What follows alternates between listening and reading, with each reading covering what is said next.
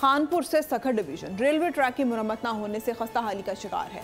Track के नीचे support के लिए लगाई गई लकड़ी भी बोसीदा हो चुकी है। किसी भी वक्त कोई हादसा रोनमा हो सकता है। इस बारे में जानते हैं बोल के नुमाइंदे राना नईम से, जो इस वक्त रेलवे ट्रैक पर मौजूद हैं। नईम, बताइएगा क्या सूरत हाल है इस रेलवे ट्रैक की?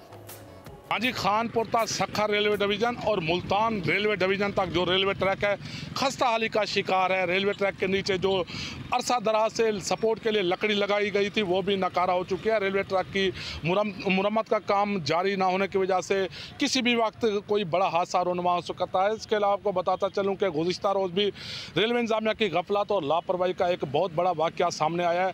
शहर खानपुर का फाटक खुला रहने की वजह से जो शालीमार एक्सप्रेस अचानक आ गई और शहरों ने भागकर अपनी जानें बचाई।